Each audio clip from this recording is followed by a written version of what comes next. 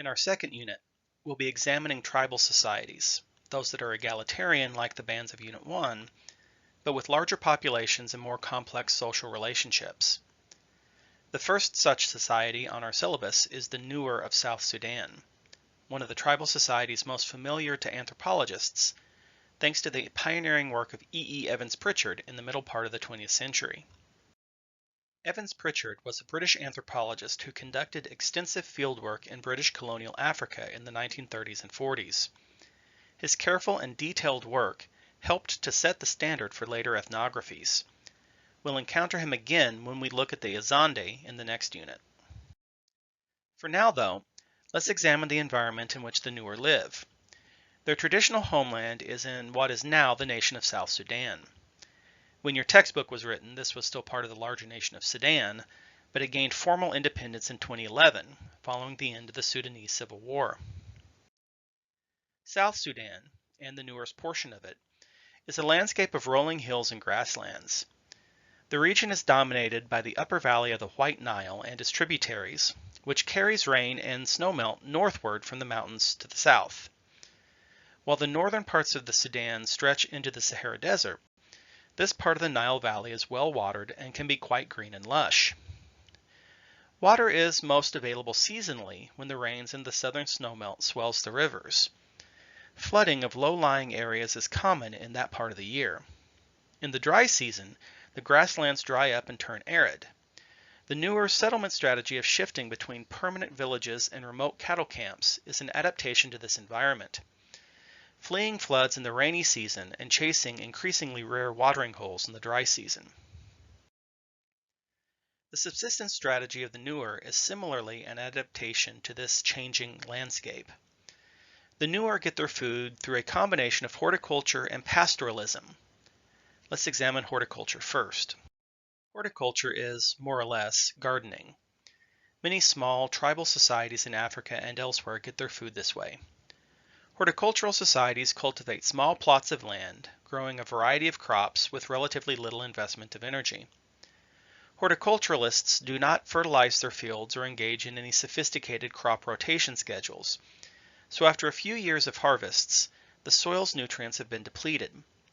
When this happens, those garden plots must be abandoned and allowed to naturally replenish their fertility. Newer gardeners grow a combination of millet, maize, and several vegetable crops, and some tobacco, in plots immediately adjacent to their villages. Though they can usually bring in 2 harvests of millet in a year, the soils all around the village tend to be exhausted after about a decade of continuous farming. When that happens, the whole village will relocate to a new location to resume the process with more productive plots. Meanwhile, the primary source of Nuer economic activity is not farming at all, but pastoralism, the keeping of livestock, in this case cattle. Most pastoralists, like the Nuer, inhabit environments that have an adequate grass supply to feed the herds, but are otherwise unsuitable for agriculture.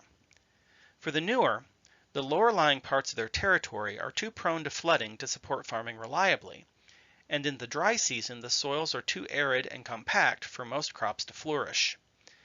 Instead, the Nuer keep large herds of cattle, which can move around the landscape following water sources, unlike crops, to which water must be brought. Every dry season, as the landscape dries out, the young men will take the herds from the higher, drier ground to cattle camps in low-lying areas, where there is still adequate water and pasturage to sustain the herd. However, people cannot survive on just animal food sources. Humans are biologically omnivores and require some vegetable foods to live. This is why the Nuer also grow crops when and where it's possible. Only a portion of the community goes to the cattle camps. The rest of them, women, children, the elderly, stay in the villages and tend to crops, harvesting them before the dry season reaches its height. This type of movement is called transhumance, where only part of the population moves with the herd seasonally and the others farm. Herding forms the economic and social core of Nuer society. Whereas farming is considered in many ways a supplement to their diets, cattle are the backbone of Nuer life. Evans Pritchard famously said of the Nuer, "Their social idiom is a bovine idiom," by which he meant to understand Nuer life at all, you must understand cattle intimately. In any pastoral society, the primary value of livestock is not meat. For the Nuer, cattle also provide a wide range of secondary products: milk and dairy, leather, fiber, bone and sinew, and so forth. The animals act as storage containers and resource factories, storing the grass food and converting it into useful materials, and doing so with a relatively low investment of time and labor on the part of the herders. Thus, by keeping large cattle herds, the Nuer can transform the essentially useless grass into a variety of useful goods. For this reason, the primary measure of a Nuer man's wealth is how many cattle he owns. More cattle means more of everything that cattle produce. Slaughtering an animal just to eat its meat would mean sacrificing all the potential wealth it could generate throughout the rest of its life. For this reason, most of the meat eaten by the Nuer actually comes from fish caught in rivers and backwater lakes. And because wealth derives from cattle, cattle become the measure of any form of economic value. This is especially true when we look at the economics of marriage. Among the Nuer, a newly married woman will leave her father's household and take up residence with her husband. The husband continues to live with or near his parents. This is a pattern called patrilocal residence. When a young man marries, he receives an anticipatory inheritance from his father in the form of 40 head of cattle. This will serve as the beginning of his own herd. He'll remain with his parents, brothers, and close kin, but he'll become primarily responsible for his own family's support. Thus, we see that 40 cattle is considered a minimum for supporting a family. Similarly, when a girl marries and leaves her father's home, the groom and his family will pay the girl's father a large bride price in the form of cattle. The exact count of cattle in this case is negotiated in advance between the two families. The more desirable the girl, the more cattle are paid. Young women are often highly productive members of the household, contributing to the family support in many ways. Simply losing one would be a great burden, and the bride price temporarily replaces her labor with wealth that can be traded or invested. Bride price also functions as a way of testing a future son-in-law's worth. Is he willing to pay a large bride price to marry the girl? If so, he's probably a decent man and truly dedicated to her. Is he able to raise that wealth and wealthy enough to just give it away? If so, he'll probably be a good provider for her and any grandchildren. In both the case of the groom's anticipatory inheritance and the bride's bride price, we see that the Nuer measure human labor and productivity in terms of cattle. Cattle also serve as metaphors for social relationships. Close kin often form cooperatives to assist one another in tending to herds. Nicknames are given to one another based on cattle in one's herd. And individuals take great personal pride in having the finest looking animals in the community. Thus, as Evans Pritchard noted decades ago, cattle inform every aspect of Nuer social life. Cattle also play a prominent role in Nuer spiritual life. Nuer religion, like the religious practices of many tribal societies, is concerned with maintaining relationships with various kinds of spirits. These spirits can form personal relationships with individuals, it's thought, and through them with their entire lineage or clan. As with most things in Nuer life, relationships with these spirits are managed through cattle. Individual cattle may be dedicated to particular named spirits, and it's through rituals concerning those animals that a person can interact with his patron spirits. Sacrifices of various kinds, not always of cattle, but sometimes, also facilitate such interactions. The Nuer organize their communities in a tribal manner. Let's review exactly what that means. Around the world, tribes can either be hunter-gatherers or farmers, sedentary or nomadic, but they tend to be gardeners or herders like the Nuer. The population of a tribal community is larger than a band, a few hundred to maybe 1,000 or 2,000. Like bands, tribal societies are egalitarian. Egalitarianism is a kind of social organization in which no group of people has special privilege or control over others. Everyone has an equal opportunity to participate fully in community decisions. No one is excluded, but some people obviously have more influence and sway than others. Insofar as there are any leaders, They're usually the fathers or elders of the community. They can negotiate with other members of the band, but they can't enforce their own decisions. As in bands, tribal politics are based on consensus. Tribal societies differ from bands, however, in their size. Newer communities can reach populations of several hundred, much more than the local bands found among the Chickasawee or the Tiwi. Keeping these larger communities functioning smoothly with an egalitarian, consensus-based political structure is much more difficult. The Nuer accomplished that goal through their sophisticated social organization, which Evans Pritchard called a segmentary lineage organization. A segmentary lineage organization segments its society into a series of larger and smaller lineages, and aligns groups politically according to their closer or more distant genealogical connections. In effect, it's a way to substitute genealogy for politics. First, we should note that Nuer society is patrilineal. Children of both genders belong to their father's family line. The mother's family is acknowledged as consanguineal, or blood-related, kin, but children are not members of her family and typically don't spend much time with those people. The smallest functional unit of Nuer society is called a minimal lineage by anthropologists.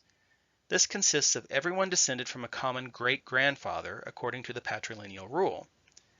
Not every genealogical descendant belongs, therefore. The children of daughters are excluded because they belong to their own father's minimal lineage.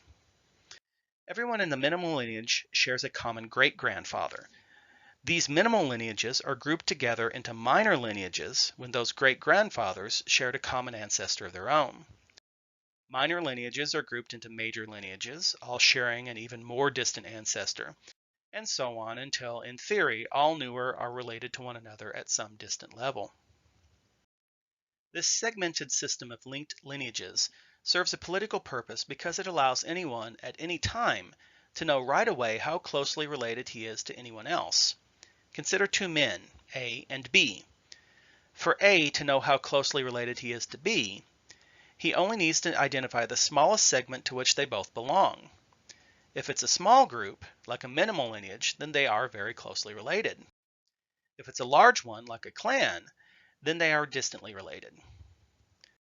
And when comparing his relationship to B with his relationship to C, A knows right away who the closer relative is. Now suppose a dispute arises between B and C. Say, by an unforeseeable accident, C kills one of B's cattle. B demands compensation, but C refuses because it was an accident. With whom does A side? There are three possibilities here. 1. A is more closely related to B, in which case A sides with B. 2. A is more closely related to C, in which case he sides with C. Or 3. A is equally close or distant to both B and C, in which case he remains neutral in the dispute.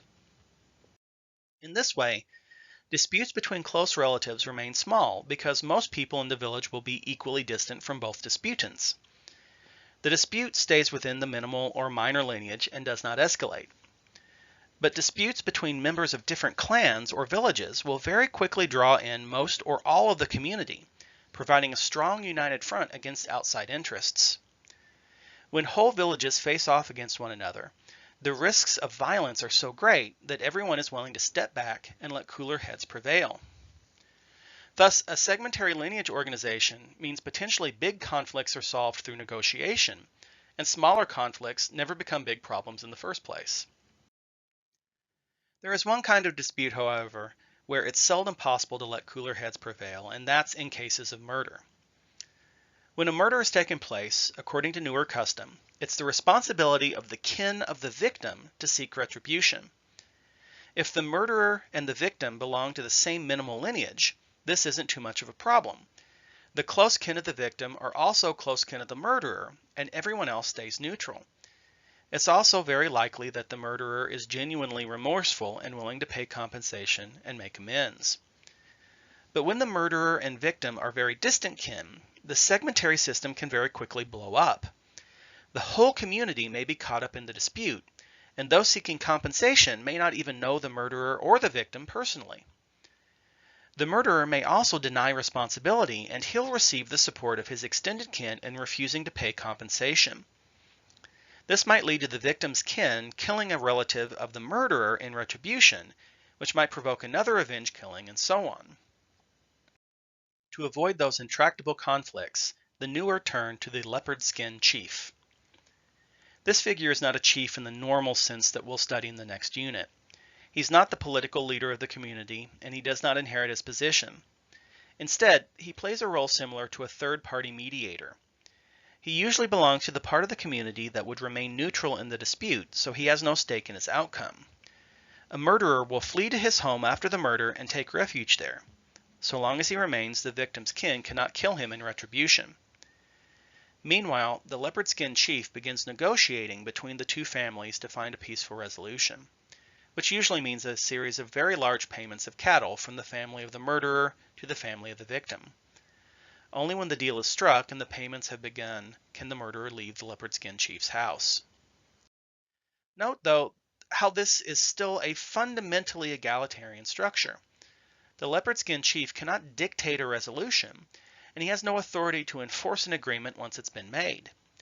Each affected party still has a full role in the negotiations, and an ultimate resolution is only reached when there is consensus on the compensatory payments. This will be very different from the kind of chiefly courts we'll study in the next unit. Finally, we should consider the drastic changes that have come to Nuer life in the last several decades. The nation of Sudan was a creation of British colonial policy and bore no relationship to the real cultural geography of the region. Consequently, when Sudan gained its independence from Britain in 1956, it was already a remarkably ethnically diverse nation. The north of the country was mostly desert, occupied by Arabic-speaking Muslims. The south was mostly peopled by black African groups who'd been missionized by Christian missionaries during the early 20th century. These two large blocks went to war with one another almost immediately. For most of the next 50 years, a protracted civil war raged between the north and the south. This forced the Nuer into an uneasy alliance with their traditional enemies, the Dinka, against a common Arabic foe. However, having a common foe never stopped the violence between Nuer and Dinka entirely. After South Sudan finally seceded from Sudan in 2011, the Nuer and Dinka went to war with one another almost immediately for control of South Sudan, and that round of violence continues, more or less uninterrupted, today. None of the dispute resolution mechanisms we discussed earlier apply when dealing with non-Nuer. So throughout the last 6 decades of violence in Nuer territory, the people have struggled to establish security and stability, often in tragic circumstances. Maybe the most tragic of these is the story of the Lost Boys of Sudan. Not all these boys were Nuer, but many were. Early in the 1980s, a series of northern Sudanese attacks on the south wiped out many villages. At the time, young boys, mostly between 6 and 10 years of age, were sent away from the villages to watch the herds. When they returned home, they'd find everyone they knew dead. These boys eventually coalesced into large bands of hundreds or thousands of refugees who walked across the deserts for months at a time, from one refugee camp to another. After years of hardship, many of these boys, some of them now grown men, were eventually given asylum in the U.S., where many remain today. A famous series of graphic novels called Echoes of the Lost Boys of Sudan recounts some of their stories. With the Nuer, we can see how tribal societies adapt to their environment, balancing the demands of horticulture and pastoralism, as well as how those larger communities manage to stay relatively peaceful. But with the Lost Boys, we can see how limited tribal organizations can be when faced with encroachment from the larger modern world system. Next week, we'll look at the Trobriand Islanders and see how they also balance egalitarianism with larger populations and confront the larger world around them.